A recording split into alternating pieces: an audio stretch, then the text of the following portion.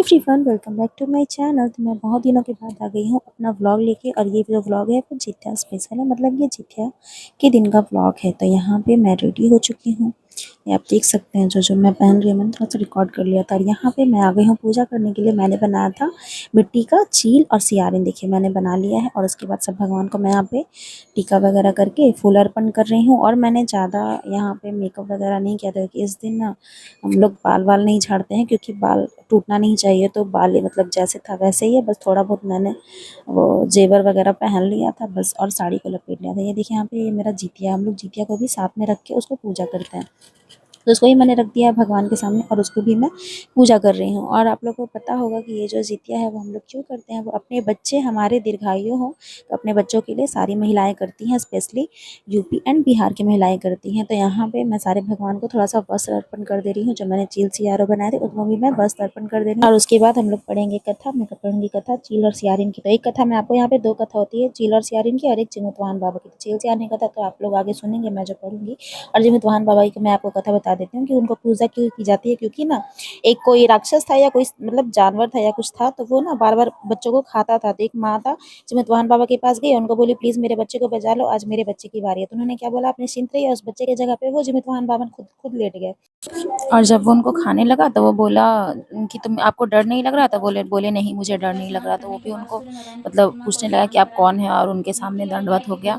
और इस तरीके से इसीलिए जीमूतवाहन बाबा ने उन महिला की बेटे की जान बचाई थी, इसलिए हम लोग उनकी पूजा करते हैं और उनको मानते हैं। और आगे आप चील और सियाने की कथा सुनिए। गले में पहनती हैं, व्रती महिलाएं जितिया का लॉकेट भी धारण करती हैं। विधि विधान से पूजा करें और महिलाओं को देखकर जितिया व्रत करने का संकल्प किया और भगवान श्री जीवोत्वाहन की पूजा और व्रत करने का प्रण ले लिया। लेकिन जिस दिन दोनों को व्रत करना था उसी दिन शायद एक बड़े व्यापारी की मृत्यु हो गई। उसके दाह संस्कार में सियारिन को भूख लगने लगी थी। मुर्दा देखकर वह खुद को रोक न सके और उसका व्रत टूट गया। पर चील ने संयम रखा और नियम और श्रद्धा से अगले दिन व्रत का पालन किया। अगले जन्म में दोनों सहेलियों ने ब्राह्मण परिवार के पुत्री के रूप में जन्म लिया। उनके पिता का नाम भास्कर था। चील बड़ी बहन बनी और सियारिन छोटी बहन के रूप में जन्मी। चील का नाम शीलवती रखा गया।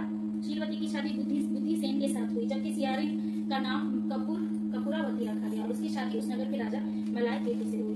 भगवान जीवोत्वाहन के आशीर्वाद से शीलवती के 7 बेटे हुए, पर कपूरावती के सभी बच्चे जन्म लेते ही मर जाते थे। कुछ समय बाद शीलावती के 7 पुत्र बड़े हो गए और वे सभी राजा के दरबार में काम करने लगे। कपूरावती के मन में उन्हें देख ईर्ष्या की भावना आ गई। उसने राजा से कहकर सभी बेटों के सर काट दिए। उन्हें 7 नए बर्तन मंगवाकर उसमें रख दिया और लाल कपड़े से ढककर शीलावती के पास भिजवा दिया। देख भगवान जीवोत्वाहन ने मिट्टी के 7 भाइयों के सिर बनाए और सभी के सिरों पर उसके घड़े से जोड़कर उन पर अभिष कर दिया। इससे उनमें जान आ गई। 7 युवक चिंता हो गए और घर लौट आए। जो कटे सिर यानी रानी ने भेजे थे वे फल बन गए। दूसरी ओर रानी कपूरावती बुद्धि सेन के घर से सूचना पाने को व्याकुल थी। जब काफी देर सूचना नहीं आई तो कपूरावती स्वयं बड़ी बहन के घर गई। वहां सबको जिंदा देखकर बस करने लगी। जब उसे होश आया तो बहन को उसने सारी बात बताई। अब उसे अपनी गलती पर पछतावा हो रहा था। भगवान जीवोत्वाहन की कृपा से शीलवती को पूर्व जन्म की बातें याद आ गई।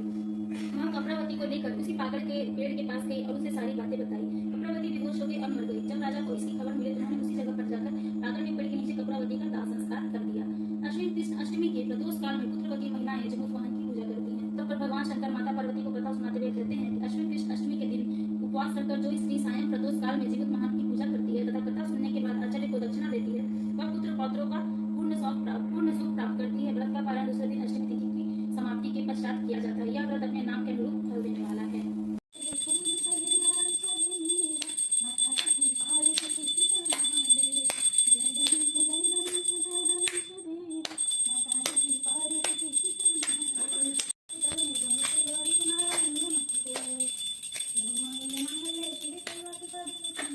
तो यहाँ पे मेरी पूजा हो गई है कंप्लीट। तो आप सब लोग प्रेम से बोलिए जीवोत्वाहन बाबा की जय। हर हर महादेव, ओम नमः शिवाय। और आप सभी महिलाओं और माताओं को जीव पूजा की हार्दिक शुभकामनाएं एवं बधाई। और सबके बच्चे दीर्घायु हो, हमारे भी बच्चे, सबके बच्चे के पास सद्बुद्धि आए।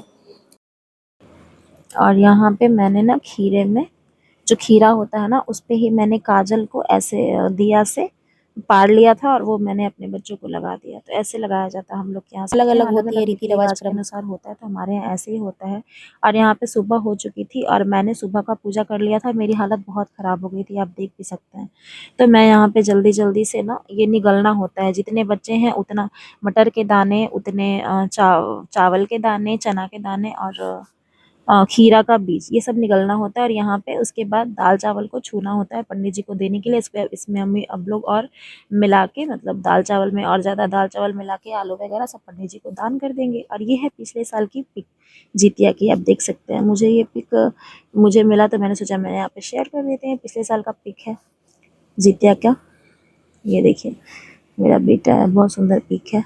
और thanks for watching my video को लाइक कीजिएगा, कमेंट करके बताइएगा वीडियो कैसी लगी।